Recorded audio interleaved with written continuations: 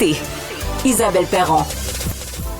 Bon, on parle de l'état, le piètre état là, du cimetière Notre-Dame-des-Neiges. Bon, son responsable nous dit ça s'améliore, on travaille fort, il y a eu des délais à cause de la grève. Maintenant, on essaie de rattraper le tout. Il y en a qui ont quand même vécu des expériences atroces. C'est le cas d'André Pipon qui est au téléphone avec nous ce matin, qui a attendu 10 mois pour que les cendres de sa personne défunte soient mises en terre. Merci d'être avec nous, André. Bonjour, ça me fait plaisir. Racontez-nous votre expérience avec le cimetière. Bon, en fait, mon père est décédé le 26 novembre 2023. Et puis, selon la procédure de Cimetière Côte-des-Neiges, il faut faire la demande via Internet. Environ quelques semaines plus tard du décès de papa, j'ai fait la demande sur Internet et j'avais toujours pas de réponse après plusieurs mois, là. Fait que j'ai téléphoné et puis on m'a répondu que ça irait au mois de juillet 2025, ce qui tombe à peu près 18 ou 20 mois après le décès de papa. J'ai dit, wow, ça n'a pas de sens, il y a quelque chose qui ne marche pas. Fait que là, à ce moment-là, j'ai dit non, moi, je me laisserai pas faire là-dessus, c'est pas vrai, là. C'est inacceptable. Et d'autant plus qu'ils se défendaient sur la grève des syndiqués, mais le syndicat était déjà au retour au travail depuis plus d'1 an. Fait qu'à ce moment-là, je me suis dit non, il y a un problème administratif, ça n'a pas de sens.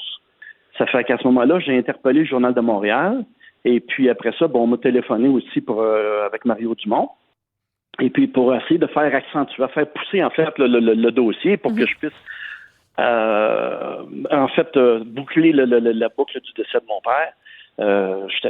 Écoute, là, j'ai vécu des moments là de stress, d'angoisse, je peux pas croire ça. Là, je me disais, mon père, il dit, je suis certain que mon fils, il se laissera pas faire. Ça n'avait pas de sens, ça n'avait pas d'allure. Puis finalement, suite à ces pressions-là, j'ai eu un appel, bizarrement, une semaine plus tard, bizarrement, comme quoi qu'on aurait une date à m'offrir, puis finalement, on était capable de dénumer les cendres de papa le 25 septembre 2024, ce qui donnait 10 mois. Ça vous a raccourci un peu, mais déjà, vous veniez de perdre un être cher. Là. Vous vous sentiez comment là-dedans? J'ai eu de la peine, j'ai eu de la tristesse, j'ai eu... déjà que tu vis ton deuil, t'as pas besoin de ce fardeau-là en plus sur les épaules. Fait que c'était comme moi, je trouvais ça inacceptable. Je trouvais ça là, vraiment là... Non, j'ai eu beaucoup de difficultés avec ça. Beaucoup. Est-ce qu'aujourd'hui, ça va bien? Comment ça se passe, votre deuil à travers le brouhaha que vous avez vécu? Ben, je dois admettre qu'aujourd'hui, là, je vais bien. Là, j'ai finalement accepté, malgré que j'ai encore, contre l'administration du cimetière, là, j'ai encore un bémol là, sur eux autres, là, parce qu'ils ont marqué dans le journal des bonnes intentions. Puis ils pourraient même, aussitôt, ça pourrait être fait suite à une demande dans les 24 à 48 heures plus tard. C'est pas vrai. Mm-hmm. C'est pas vrai. J'ai des connaissances encore aujourd'hui que ça fait 1 an et demi. Les cendres sont toujours pas enterrées, le corps est toujours pas enterré. C'est inacceptable. Puis en plus, on vient de nous dire, là, non, on a repris le contrôle, tout est beau, Mme Perron, nous aussi, on irait inhumer / enterrer nos défunts au cimetière. On vient de nous dire ça. Vous dites, vous, même des gens que vous connaissez, leur expérience est inacceptable. Exactement. J'ai une des connaissances de mon frère qui, suite à deux, trois appels au cimetière, ils ont réussi eux aussi à faire enterrer le père.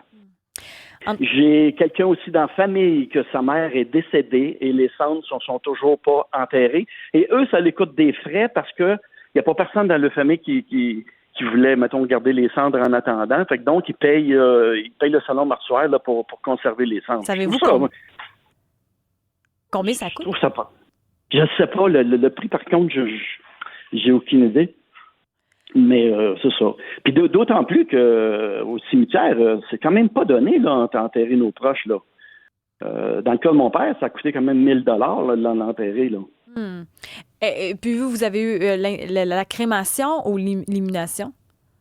En fait, selon les demandes de mes parents, eux avaient dit qu'ils ne voulaient aucun service religieux, aucun prêtre, aucune cérémonie, simplement incinéré et enterré. Et même quand on paye le 1 000 $, ils nous offrent quand même le service de quelqu'un qui pourrait dire une petite prière. À ce moment-là, j'ai refusé parce que mon père avait dit je veux pas de ça, là. Je veux vraiment là simplement, je veux être incinéré et enterré, et c'est ce que j'ai fait. Fait que quand ils me l'ont offert, mais naturellement, j'ai refusé là, pour selon un désir de papa. Là, fait que... Moi, je retiens quand même que votre demande a été accélérée parce que ça a été un sujet dans l'actualité avec Mario Dumont et le Journal de Montréal. Absolument. Ça, c'est une autre affaire. Je me dis, imagine quelqu'un qui n'a pas les ressources que vous avez eu ce réflexe-là, d'autres l'ont pas. André Pipon, merci pour votre témoignage aujourd'hui. Ça me fait vraiment plaisir. Bonne journée. Bonne journée à vous. Daniel Desinde, président de l'Association des cimetières chrétiens du Québec, lui et plusieurs autres se sont penchés justement sur l'état des cimetières à travers le Québec. Les enjeux, est-ce que les cimetières, on doit les consommer de la même façon qu'avant? Bref, il y a plusieurs choses. C'est un gros document dont j'ai pris conscience cette semaine.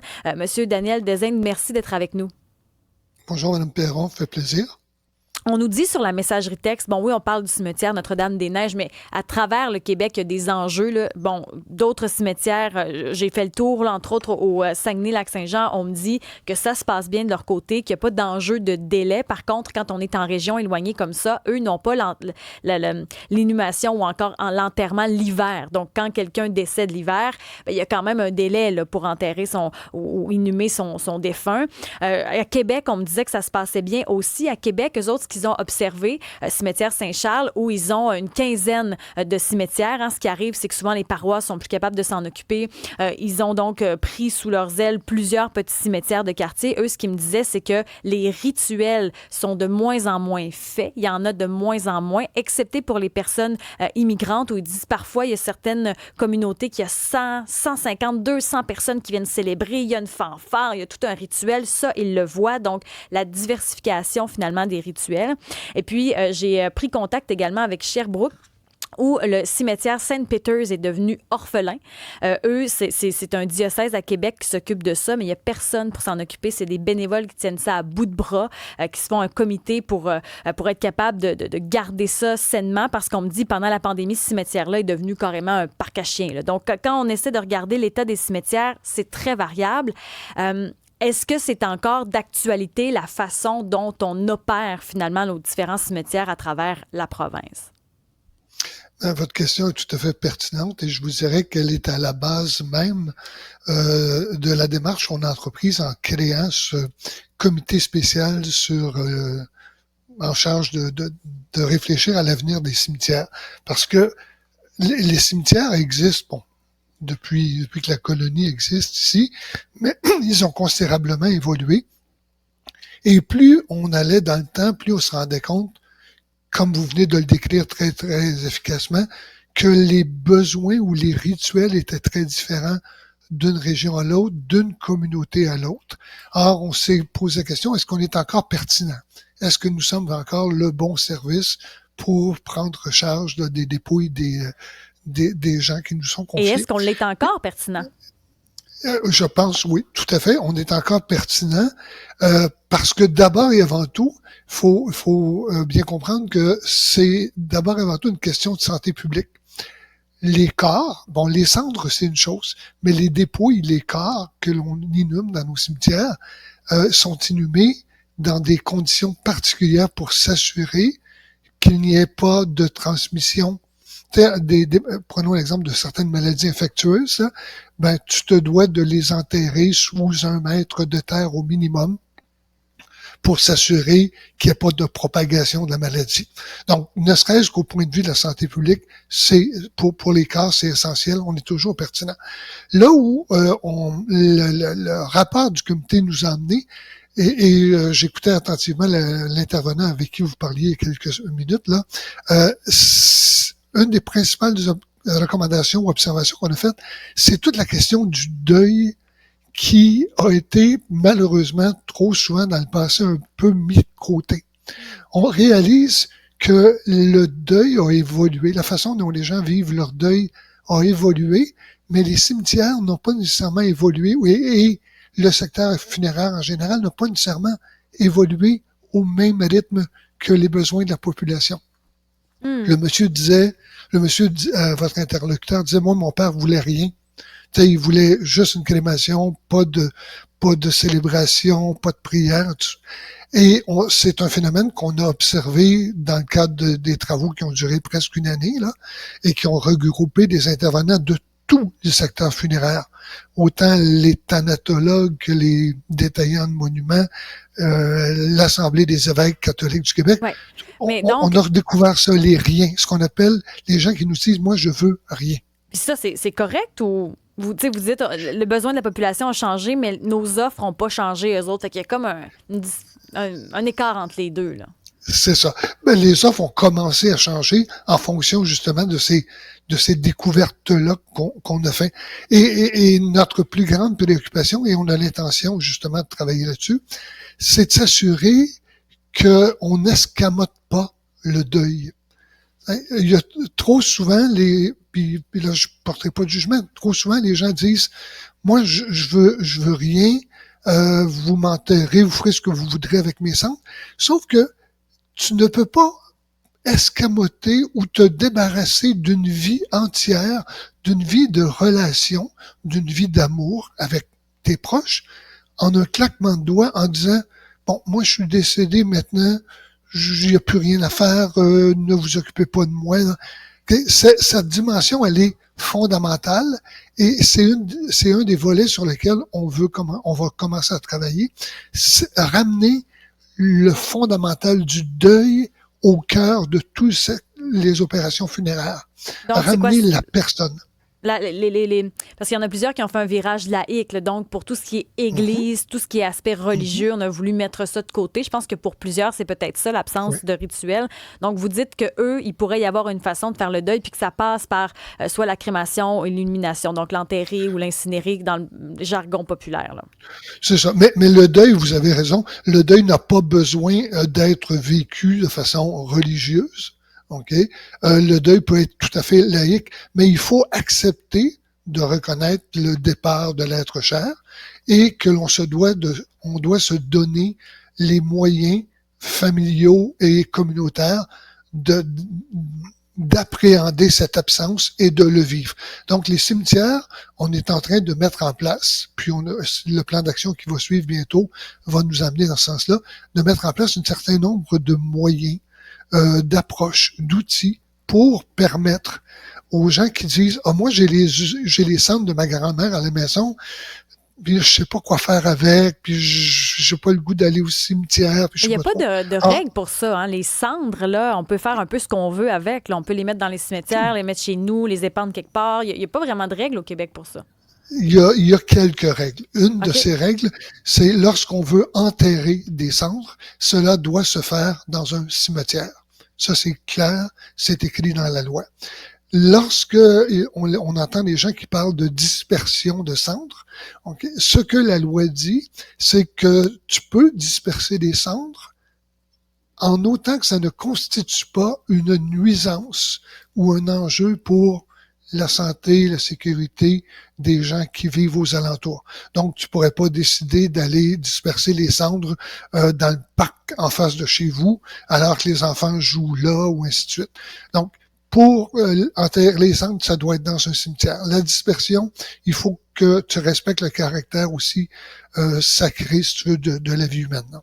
Il y a la Corporation des cimetières catholiques de Chicoutimi, eux autres, qui, dans les dernières années, se sont modernisés. Là, en 2012, ils ont eu un certain système informatique parce qu'avant, ils creusaient à la main. Donc, eux autres ont réussi à se moderniser un peu. C'est pas le cas de tous les cimetières. Il y a plusieurs paroisses même qui ferment. À Sherbrooke, le cimetière orphelin, c'est de plus en plus difficile d'avoir des bénévoles aussi. Est-ce qu'on est capable au Québec, avec la structure qu'on a, de garder nos cimetières en santé? Est-ce que vraiment, dans sa forme actuelle, c'est encore pertinent avec les coûts, avec là, les grèves? Il y en a plusieurs sur notre messagerie texte qui disent c'est moi ou les syndicats, ça n'a pas d'allure. C'est bizarre qu'à chaque fois qu'il y a des syndicats, ça fonctionne pas bien. C'est Martin de Joliette qui dit ça. Avec tout ça, là, tout ce que je vous énumère, là, est-ce que dans sa forme actuelle, c'est encore comme on est capable d'entretenir ça?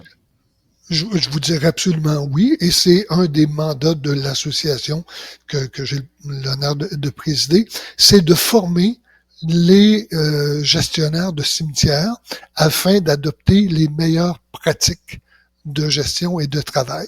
C'est aussi d'encourager, vous avez parlé tout à l'heure du cimetière Saint-Charles qu'ils ont maintenant la responsabilité de 15 cimetières. Chez nous, on en a maintenant 25. On encourage de plus en plus les petits cimetières, lorsqu'ils commencent à manquer de ressources, à se regrouper afin de pouvoir mettre en commun des ressources. Et le maître mot, je vous dirais, à professionnaliser les opérations. Parce que très souvent, Madame Perron, la façon dont ça fonctionnait, c'était celui que j'appelle Monsieur Tartampion, qui était dans sa paroisse, puis un jour, le bédo disait, moi, je suis plus capable de m'occuper du cimetière.